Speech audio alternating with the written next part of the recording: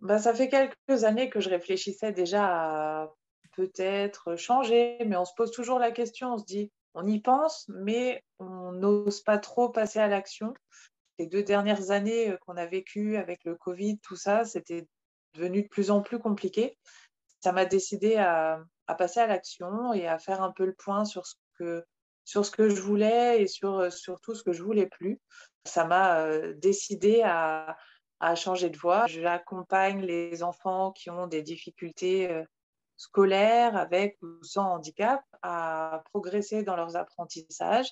On travaille à partir des fonctions cognitives, des intelligences préférentielles, enfin c'est c'est la peut-être la clé qui manquait, la pièce du puzzle manquante, par rapport à ce qu'on fait à l'école et c'est je trouve ça passionnant et c'est rassurant d'avoir, ces 2 aspects-là, d'avoir, du présentiel, mais aussi une activité, en ligne.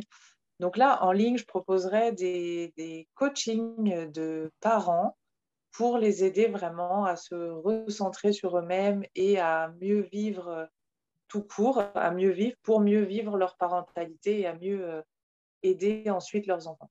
Grâce au coaching, qu'on fait et à l'émulation de notre petit groupe, j'ai créé cette communauté, on va pas dire sur un coup de tête, mais presque à me dire: «Bon, bah, voilà, ça y est, c'est le moment, il faut se lancer, il faut, partager tout ça. Il faut partager cette expérience» et donc j'ai créé ce groupe qui grandit, de jour en jour et là, j'ai l'impression d'être vraiment moi-même et de vraiment pouvoir m'exprimer. J'ai cette valeur partage qui est très importante pour moi et là, j'y trouve mon compte, quoi. Oui, la prise de conscience la plus grosse, c'est, que c'est possible, qu'on peut le faire. De la Clémentine qui est venue à moi il y a Mmh. 1 an. Est-ce qu'elle aurait fait des lives, cette Clémentine-là? Non, non, elle aurait même pas créé de groupe et c'était compliqué et c'est vrai que là, il y a vraiment une évolution, importante. J'ai quand même beaucoup plus confiance en moi, on va dire, je me sens plus comme,